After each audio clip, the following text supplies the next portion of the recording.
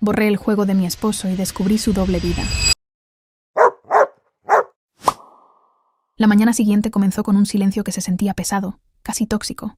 Yo estaba en la cama, despierta desde hace horas, mirando el techo mientras sostenía la manita de Sofía. Mi hija dormía a mi lado, respirando de forma un poco irregular, todavía pálida y exhausta por el terror de la noche anterior. La sombra morada que había cubierto su rostro, cuando se estaba asfixiando, seguía grabada a fuego en mi mente. No había pegado un ojo. Cada vez que parpadeaba, revivía el momento en que tuve que correr descalza por el pasillo buscando ayuda, mientras el hombre que prometió protegernos prefería mirar una pantalla. Eran casi las 10 de la mañana cuando el silencio se rompió. Primero fue el sonido del clic del ratón de su computadora en la habitación de al lado. Luego un silencio de 3 segundos. Y entonces, el grito. El grito que pegó Marcos cuando intentó iniciar sesión y descubrió que su guerrero nivel máximo no existía. Sonó literal como si le hubieran amputado un brazo sin anestesia. Fue un aullido gutural, un rugido de dolor puro que hizo vibrar el cristal de las ventanas. Sofía dio un salto en la cama, despertando asustada y aferrándose a mi pijama. Escuché la silla de su escritorio estrellarse contra la pared. Pasos pesados y rápidos retumbaron por el pasillo. La puerta de nuestro cuarto no se abrió. Fue pateada con tal fuerza que el pomo abolló la pared de yeso. Ahí estaba él. Marcos, con la cara inyectada en sangre, las venas del cuello y la frente saltadas como si estuvieran a punto de reventar, y los puños apretados. Su respiración era errática, como la de un animal acorralado. «¿Qué hiciste?», rugió escupiendo las palabras. «¿Qué demonios le hiciste a mi cuenta?». Yo no me moví. Acomodé la manta sobre los hombros de mi hija temblorosa. Me senté lentamente en el borde de la cama y lo miré fijamente a los ojos. No había rastro de miedo en mí, solo una calma gélida y absoluta, que lo desconcertó por un segundo. «Borré tu personaje», le dije, con un tono tan plano que asustaba. «Y si vuelves a levantar la voz mientras tu hija, que casi se muere anoche, está intentando descansar, te juro por lo más sagrado que lo próximo que borro es tú, nombre del contrato de esta casa». Se quedó paralizado en el umbral de la puerta. El aire pareció abandonar sus pulmones. Por un instante creyó que era una broma macabra. Empezó a balbucear, pasando la mano por su cabello desordenado. «No, no es posible. Es un error del servidor. Seguramente hubo una caída de red o un reseteo. Tú no sabes cómo funciona eso. Tú no podías haber hecho eso. Entré con tu contraseña». Lo interrumpí marcando cada sílaba. Seleccioné a tu guerrero, presioné el botón de borrar y escribí la palabra confirmar letra por letra con mis propias manos. Se acabó Marcos. Se fue para siempre. Cuando la realidad lo golpeó, perdió la cabeza por completo. Cayó de rodillas al suelo, agarrándose la cabeza como si estuviera en pleno duelo. Y luego la tristeza se transformó en una rabia ciega. Me llamó desquiciada. Me gritó que yo era una loca, una enferma controladora y vengativa, llorando lágrimas reales.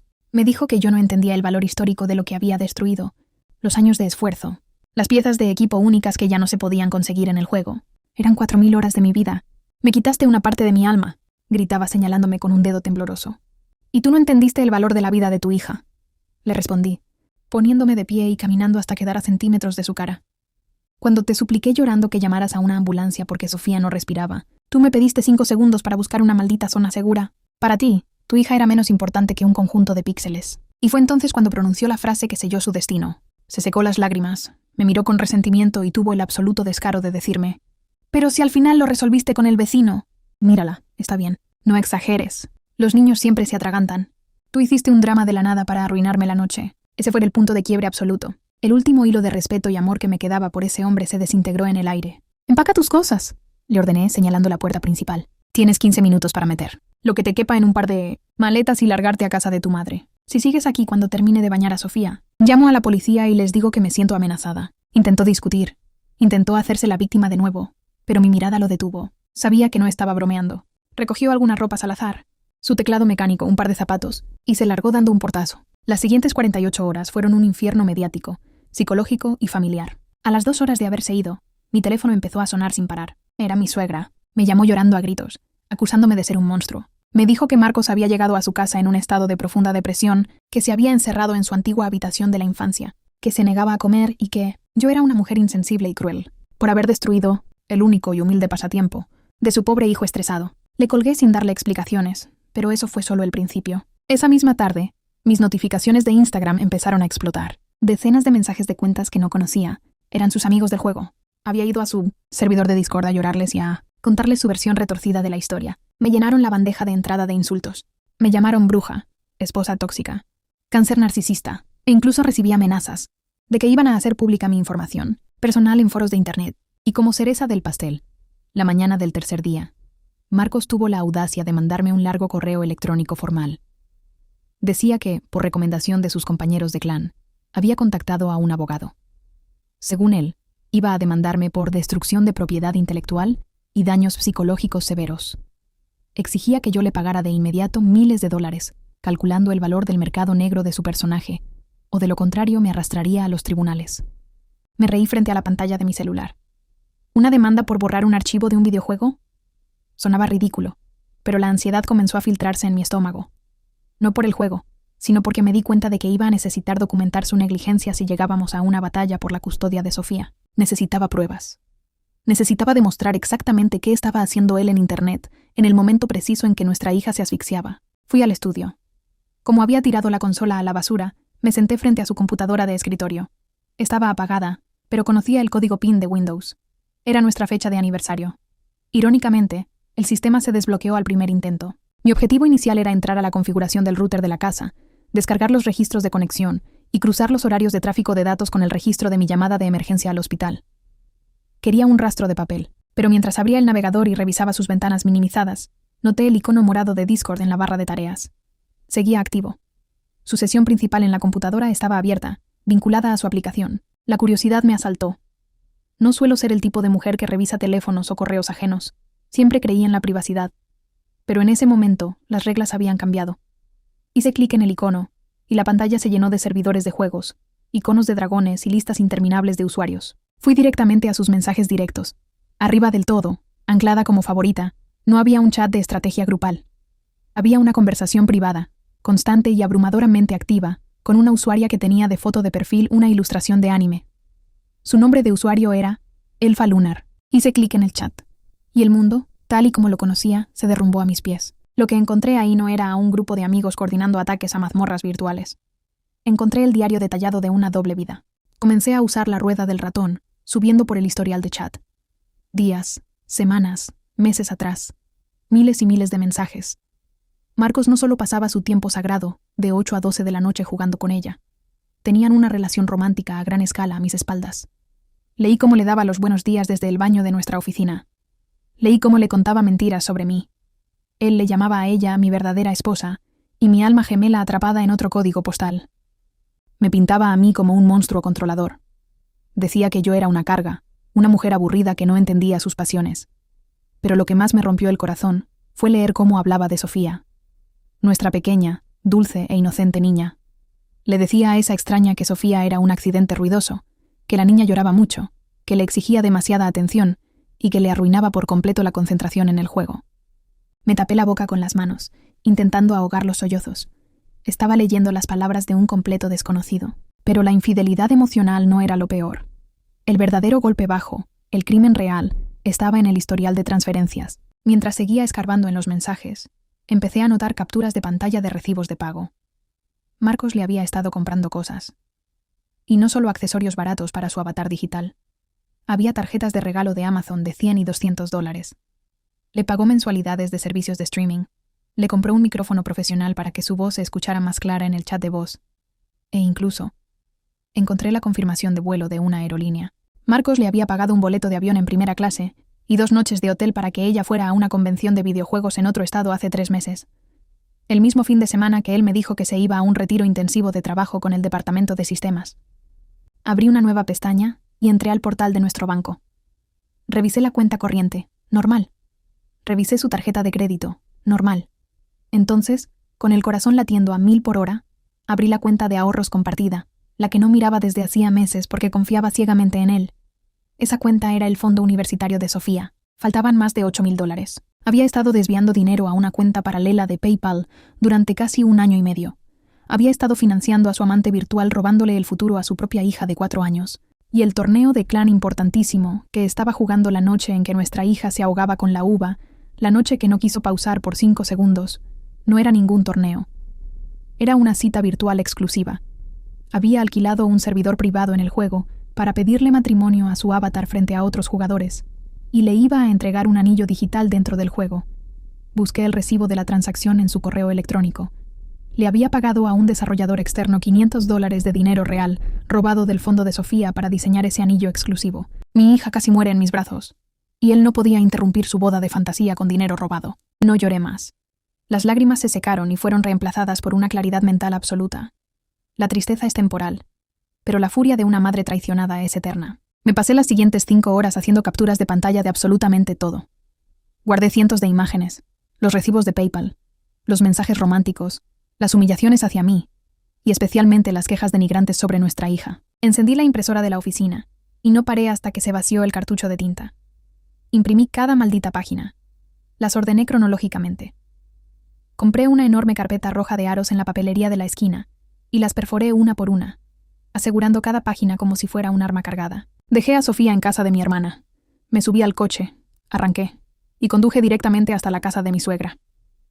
El cielo estaba gris, amenazando lluvia, un clima perfecto para lo que estaba a punto de hacer. Aparqué frente a su jardín bien cuidado, y caminé hacia la puerta principal con la carpeta roja apretada contra el pecho. Toqué el timbre 3 veces, de forma ruidosa y exigente. Mi suegra abrió la puerta a los pocos segundos. Cuando me vio, su rostro se contorsionó en una máscara de asco y desprecio absoluto.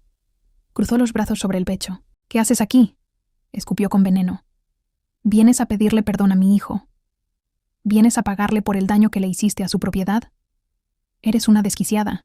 No deberías ni atreverte a pisar. Llama a Marcos», la corté, con una voz tan dura que la hizo retroceder medio paso. «Llámalo ahora mismo, o llamo a la patrulla de policía y hago un escándalo en tu jardín que verán todos tus vecinos». Ella abrió la boca para protestar, pero la firmeza en mis ojos la silenció. Se giró hacia el interior de la casa y gritó su nombre. Marcos bajó las escaleras lentamente. Llevaba la misma ropa de hacía 2 días. Tenía ojeras profundas y el pelo grasiento. Caminaba arrastrando los pies, encorvando los hombros, interpretando a la perfección su papel de víctima indefensa frente a su mami. Cuando llegó a la entrada y me vio, infló el pecho, intentando aparentar superioridad. «Ya le pasé tus datos a mi abogado», dijo Marcos con tono arrogante. «Espero que tengas los miles de dólares que vale mi cuenta, porque no voy a tener piedad de ti». Entré a la casa sin ser invitada. Pasé por en medio de los dos. Fui directo a la mesa de café de su elegante sala de estar, y dejé caer la carpeta roja. Hizo un ruido sordo, pesado. «Aquí están las pruebas para tu famosa demanda por el videojuego», le dije, mirándolo fijamente. «Puedes dárselas a tu abogado mañana mismo.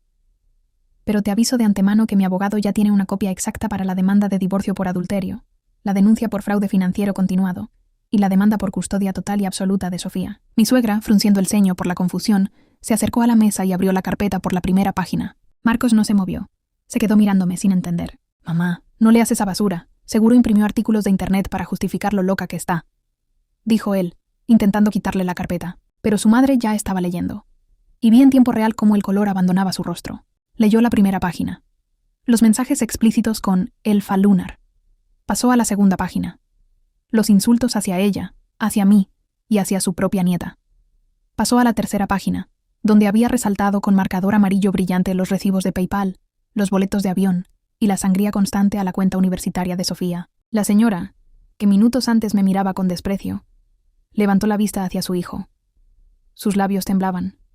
La furia y el asco que me tenía a mí se transfirieron a Marcos en una fracción de segundo. ¿Le robaste el fondo de la universidad a mi nieta para pagarle vuelos de hotel a una cualquiera de internet?, preguntó mi suegra, con la voz quebrada, dejando caer la carpeta al suelo. Las hojas se desparramaron por la alfombra. Marcos miró los papeles regados. Reconoció las capturas de pantalla de Discord. Todo su teatro de superioridad se derrumbó como un castillo de naipes bajo un huracán. Se puso blanco, literalmente pálido como una hoja de papel. Las rodillas le temblaron y de repente, el gran guerrero nivel máximo desapareció. Empezó a hiperventilar. Corrió hacia mí, llorando histéricamente, lágrimas de pánico puro.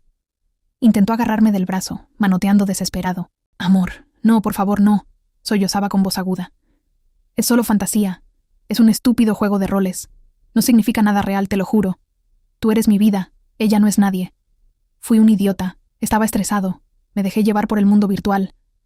Por favor, no me dejes, no me quites a la niña, esa». Me solté de su agarre de un solo tirón, mirándolo con absoluta repulsión. «Para mí, y para el mundo real, tú eras mi esposo y el padre de mi hija», le dije, midiendo cada palabra en el silencio sepulcral de esa sala. «Pero para ti, nosotras solo éramos los NPCs molestos que te interrumpían la partida. Pues felicidades, Marcos. Disfruta tu juego en solitario. Oficialmente estás expulsado de nuestro servidor». Me di la media vuelta y salí por la puerta principal. No miré atrás ni una sola vez. Mientras caminaba hacia el coche, pude escuchar los gritos de su madre dentro de la casa, abofeteándolo verbalmente por lo que había hecho. Salí de ese vecindario sintiéndome 3 toneladas más ligera. Era libre. Los meses siguientes fueron un caos legal, pero un proceso en el que gané cada una de las batallas. El divorcio fue ridículamente rápido y despiadado, porque lo arrinconé con toda la evidencia del fraude financiero. No tuvo ni una sola oportunidad frente al juez. Tuvo que liquidar sus propios bienes, vender su coche y pedir préstamos para devolver hasta el último maldito centavo que le había robado al fondo de Sofía. Ahora, su salario tiene un embargo automático, del cual se cobra directamente la pensión alimenticia máxima estipulada por la ley. ¿La custodia? Gané la custodia total y exclusiva. Presenté los informes médicos de urgencias de aquella noche, junto con los horarios de conexión de los servidores del juego. El juez de lo familiar, un hombre mayor y sumamente estricto, determinó que su negligencia médica infantil, provocada por una severa adicción a los videojuegos, lo convertía en un peligro activo. Solo tiene derecho a ver a Sofía 2 veces al mes, y única y exclusivamente bajo supervisión pagada. Nunca más estará a solas con ella. ¿Y qué pasó con su mundo virtual? Sus defensores de Internet lo abandonaron rápidamente. Resulta que, sin su personaje millonario de 4.000 horas, sin su dinero robado para regalar tarjetas de Amazon, y sin poder costear vuelos de primera clase, dejó de ser útil. Elfa Lunar descubrió que él ahora era un hombre divorciado, quebrado y viviendo en el sótano de su madre. Lo bloqueó de Discord y de todos los juegos exactamente a las 2 semanas del escándalo. A veces, mientras tomo un café en mi jardín en las mañanas tranquilas, me pregunto si reaccioné de manera impulsiva o demasiado destructiva al borrar su juego aquella noche de desesperación. Quizá fui demasiado lejos en mi arranque de ira, pero luego levanto la vista. Veo a mi hija Sofía corriendo por el pasto, persiguiendo mariposas, riendo a carcajadas, respirando fuerte, sana y completamente a salvo. Y es entonces cuando sonrío y confirmo algo dentro de mí. Sé que presionar el botón de borrar cuenta fue el mejor y más efectivo tutorial que pude haber seguido para empezar mi nueva y hermosa vida. Cierre del caso.